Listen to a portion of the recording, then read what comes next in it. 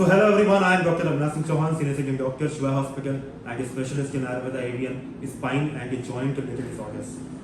दोस्तों आज मैं आपको MRI चेंजेस कैसे हो सकता है पेशेंट में और कितनी ग्रेड्स के बाद में आप कैसे उन MRI को नॉर्मल करते हैं, या जब थर्ड स्टेज एवियन होता है या फोर्थ स्टेज एवियन होता है, fourth grade avian, third grade avian, क्या वो उसकी स्टेजेस कम की जा सकती हैं इस ट्रीटमेंट के थ्रू। तो आज मैं आपको एक ऐसा केस दिखाना चाह रहा हूँ जिसके MRI मेरे पास फर्स्ट, सेकेंड और थर्ड तीनों MRI हमारे पास हैं, जिसमें हमें ये मालूम पड़ेगा कि कैसे चेंजेस आए। जो पेशेंट मेरे पास आज हमारे सामने है वो है आशीष, जो कि बाराबंकी से मेरे पास ट्रीटमेंट के लिए आए थे। इनका फर्स्ट डायग्नोसिस जो हुआ था वो 15 मई 2020 को इन्होंने पहले MRI कराई थी, जिसमें फर्स्ट जो वेव आई थी उस टाइम पे इनको थोड़ा सिम्टम्स दिखाई पड़े थे और हल्का सा थाइस में पेन स्टार्ट हुआ था। तो फर्स्ट MRI हम पहले बात करेंगे। तो फर्स्ट MRI जो हमारी हुई थी वो थी 15 मई 2020 की, जिसमें हम एग्जैक्टली देख सकते हैं कि MRI finding suggestive avascular necrosis of right femoral head modified stage 2। ये स्टेज 2 एग्जैक्टली फर्स्ट MRI में शो हो रहा था। इसके बाद क्या हुआ कि पेशेंट ने सेकेंड MRI 2 फरवरी 2021 को कराया, ऑलमोस्ट यहाँ से एक साल के आसपास, मतलब 10-11 महीने के बाद में। तो दूसरी MRI जब इन्होंने कराई तो स्टेज 3 था, स्टेज 3 था। सेकेंड से अगर हम सेकेंड से सीधे थर्ड पे विद इन 8 मंथ इसमें बढ़ गई थी स्टेज, और इसमें देख सकते हैं कि एवियन डेवलपमेंट है। अगर हम लेफ्ट वाले की बात करें तो इसमें भी देख सकते हैं कि ये प्रॉब्लम, तो ये स्टेज 8 महीने में ही बढ़ी पेशेंट की। अब इसके बाद क्या हुआ, आशीष से हम बात करते हैं। तो आशीष, उसके बाद क्या हुआ, तुम्हारी स्टेजेस बढ़ने लगी तो यहाँ के बारे में कैसे मालूम पड़ा था? सर यहाँ मैंने YouTube और यही सब चैनलों पे हमने सर्च किया, आपका नाम आया उसमें। ठीक है। तो मुझे तो सबसे पहले मैं लखनऊ में गया था, तो हमें एक आयुर्वेदिक डॉक्टर यहाँ से पता चला अच्छा आपके बारे में। तो मैंने उसमें काफ़ी महीना 2 महीना मैंने सर्च किया आपके बारे में, काफ़ी देखा हमने YouTube पे, मैंने काफ़ी वीडियोस देखी। तो जब मैं अपने अंदर से बिल्कुल विश्वास कर लिया कि हमें जाना ही दिखाने, तो मैं गया, मैं आपके पास फिर आया 16 मार्च को। उसके पहले तुमने डॉक्टर को दिखाया? जो मैंने 1 साल डॉक्टर को दिखाया, उनके चक्कर लगाए। मैंने सबसे पहले जो हमें डायग्नोज हुआ, तो मैंने सबसे पहले सुमलका जो गोमती नगर में डॉक्टर, उन सभी का रिकमेंडेशन क्या था? केवल ऑपरेशन, केवल ऑपरेशन, फर्स्ट टाइम ऑपरेशन। मतलब स्टेज 2 में भी उन्होंने ऑपरेशन के लिए बोल दिया था आपको? स्टेज 2 में भी उन्होंने, स्टेज 3 में भी बोला होगा ऑपरेशन? हाँ, स्टेज 3 में। उसके बाद मैंने ये यहाँ पे डॉक्टर का नाम हम लोग नहीं लेते हैं, नहीं लेते हैं। बात हाँ सही सर कहें। तो दूसरे सेकंड डॉक्टर को दिखाया, उन्होंने भी यही कहा। उसके बाद मैंने फिर एक थर्ड डॉक्टर को दिखाया गोमती नगर में, उन्होंने भी यही शब्द कहा। ठीक है। और उसके बाद मैं फिर पूरी तरह से 1 साल जब मैं इधर उधर बहुत देख चुका कि हमको ऑपरेशन ही कराना है, तो लास्ट में हम आपके पास पहुंचे। ठीक है। तो जब हमारे यहाँ ट्रीटमेंट, कितने टाइम अभी तक ट्रीटमेंट हुआ है तुम्हारा? कितना टाइम हो गया, मतलब कितनी बार हुआ होगा? शायद 1 या 2 बार, 3 बार ट्रीटमेंट मेरा आपसे सर 2 बार हुआ है। 2 बार हुआ जी सर। ठीक। अच्छा, इस ड्यूरेशन में ऐसा कुछ हुआ कि हमने कोई तुमको एक इंजेक्शन या कोई भी ऐसा कोई दिया हो, हमने कोई इंजेक्शन लगाया हो इस ड्यूरेशन में? कोई लगा? तो अब हम जानेंगे कि आशीष का फर्स्ट MRI इसमें सेकंड था, जब इन्होंने एलोपैथिक डॉक्टर से कंसल्ट किया, इन्होंने ऑपरेशन के लिए बोल दिया था। 8 महीने के बाद फिर MRI कराया इन्होंने, फिर से रिपीट कराया, उसमें स्टेज 3। अब हम सबसे इम्पोर्टेंट, जो कि सबसे इम्पोर्टेंट पार्ट है, जब हमने ट्रीटमेंट कंप्लीट किया तो उस ट्रीटमेंट के बाद क्या रिकवरी है। तो ये MRI इनका रिसेंट का है, 25/5/2022 का MRI, 5:48 का ये MRI है, जिसमें देख सकते हैं आशीष और ये सेल्फ इन्होंने कराया था। और ये एक अच्छी जानी मानी डायग्नोस्टिक सेंटर है लखनऊ की, वहाँ से इन्होंने कराया था। तो MRI लेफ्ट हिप में बात करें तो अगर आप पूरी MRI को आप देखें तो इसमें देख सकते हैं एग्जैक्टली हम नो सिग्निफिकेंट एबनॉर्मलिटी सीन। ये लेफ्ट वाली हिप की MRI है, इन्होंने कंट्रास्ट करके अलग अलग हिप की MRI कराई, जिससे कि एग्जैक्टली मालूम पड़ पाए कितना प्रॉब्लम है कि नहीं है। तो ये फर्स्ट MRI लेफ्ट की है, और इन्होंने राइट की, जिसमें हम देख सकते हैं एग्जैक्टली राइट MRI हिप में।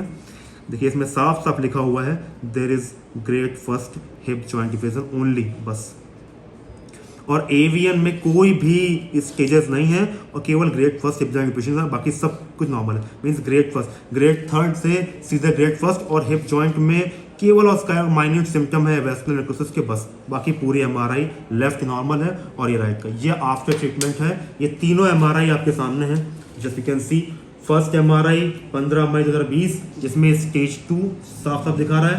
सेकेंड एमआरआई 2 फरवरी 2021 जिसमें स्टेज 3 ये क्लियर दिखा रहा है।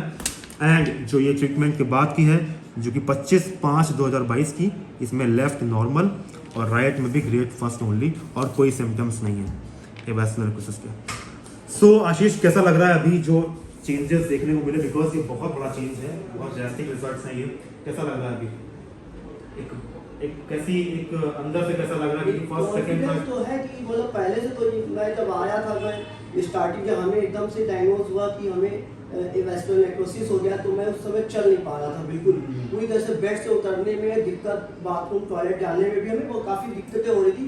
तो मैंने एलोपैथिक डॉक्टरों का इलाज किया, पेन किलर दिया।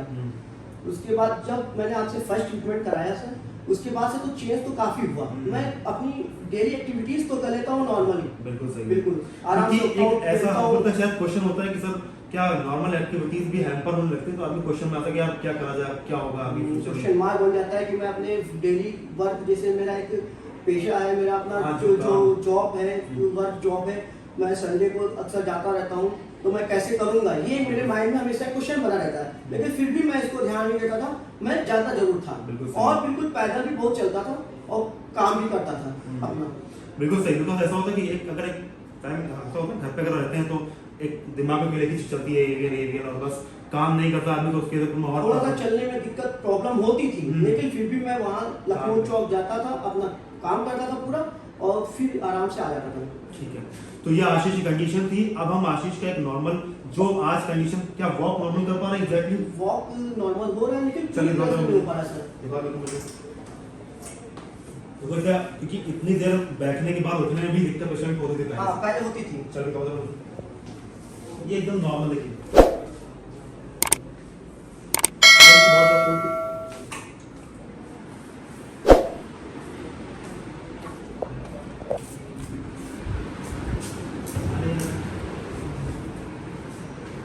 बहुत बढ़िया, वेरी गुड।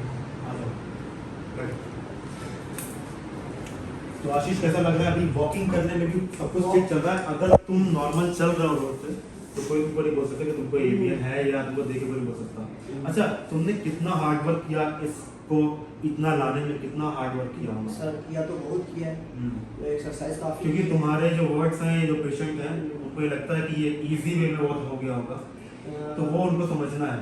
क्योंकि रिवोल्यूशन लगभग 1 साल, जब हमें एवियन हुआ था तो 2 साल लगभग, आपसे तो एक्सरसाइज तो 1 साल से स्टार्ट हुई, वरना उससे पहले मैं एक्सरसाइज भी काफ़ी किया। और जब आपके कांटेक्ट में मैं सर आया तो एक्सरसाइज आपने जो जो बताई वो तो मैं करता ही हूँ। क्या वो रेगुलर करते थे तुम? रेगुलर भी करता था, कभी कभी रह भी जाती थी इससे। अब उसके बाद मैंने संस्था नहीं होती है जो एक्सरसाइज चलाते हैं वहाँ पे जैन मंदिरों में, मतलब जो एक प्रॉपर वे होना चाहिए रेगुलर एक्सरसाइज करने का, वो तुमने किया। हाँ। डाइट प्लान फॉलो किया अच्छे से?